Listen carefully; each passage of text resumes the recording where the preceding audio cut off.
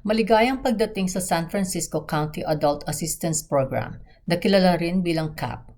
Ang pagtatanghal sa video na ito ay magbibigay ng mga impormasyon tungkol sa CAP tulad ng mga benepisyo para sa mga kliyente, mga serbisyo at mga kinakailangan para sa programa.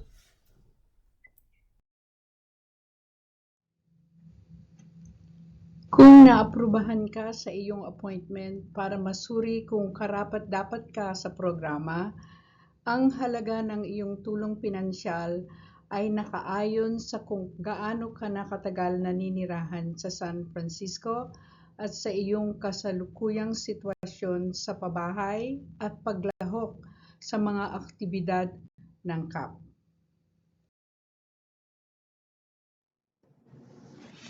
Kinakailangan na gampanan mo ang iyong mga nakatalagang appointments sa sandaling maaprubahan upang patuloy na makatanggap ng benepisyo.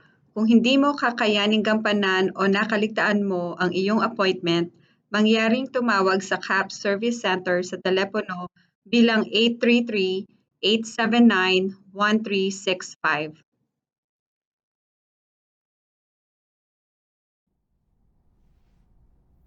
Pagkatapos ng iyong appointment upang masuri kung karapat-dapat kang makatanggap ng benepisyo, kailangan mong dumalo sa iyong nakaschedule na appointment sa triage.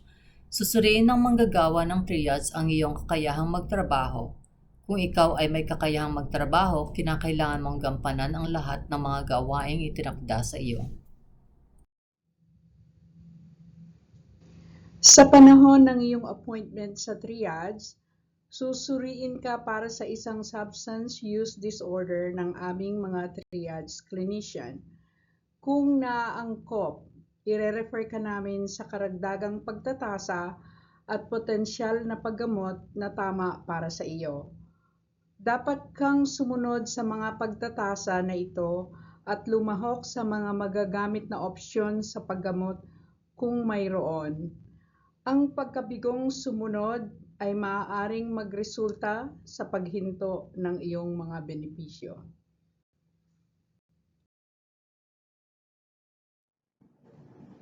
Tiyakin na aabisuhan mo kami sa anumang mga pagbabago sa iyong sitwasyon tulad ng paglipat ng tirahan o pag-alis sa San Francisco, pagsimula ng trabaho o pagtanggap ng anumang uri ng kita.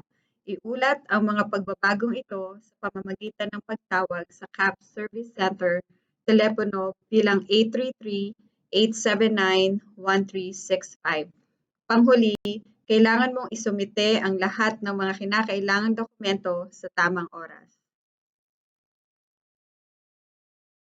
Kung hindi mo masusunod ang alinman sa mga kinakailangan ito, hindi ka mapaparusahan kung mayroon kang mabuting dahilan.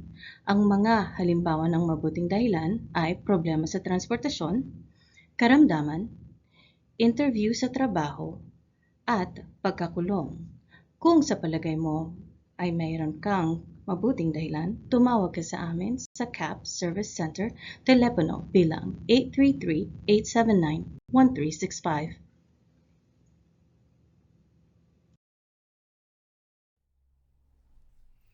Subalit kung wala kang mabuting dahilan, ang iyong aplikasyon ay maaaring tanggihan o mahinto ang iyong benepisyo.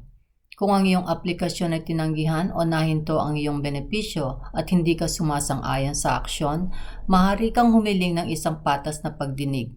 Kung kailangan mo ng tulong sa paglutas ng isyung ito, maaari kang humingi ng tulong sa Bay Area Legal Aid. Kung nahinto ang iyong benepisyo, mayroon kang ring dagdag na pagpipilian para maibalik ang iyong mga benepisyo. Kung ikaw ay may trabaho ng walang anumang paghihigpit o limitasyon, ang aming Jobs Now na programa ay maaaring magkaroon ng trabaho para sa iyo na may panimulang sahod na hindi bababa sa minimum na sahod ng San Francisco. Ang mga uri ng trabaho na maaari mong makuha ay kinabibilangan ng administratibong suporta, janitorial at serbisyo sa customer na may maraming iba't ibang sektor.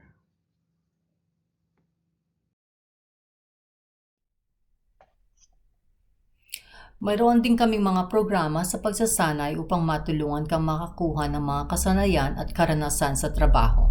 Ang programang Jobs Now ay maaaring makapagbigay ng tulong sa iyong transportasyon papunta sa trabaho o lugar ng pagsasanay, uniforme o mga pangangailangan na nauugnay sa trabaho.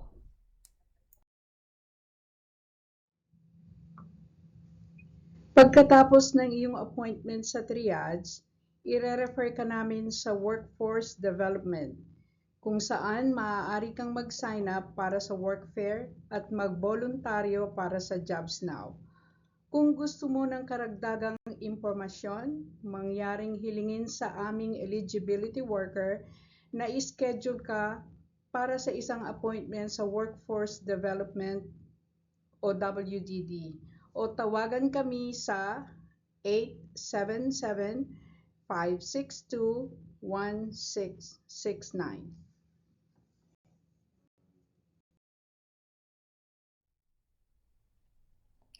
Maligayang bati na kumpleto mo na ang oryentasyon hinggil sa CAP.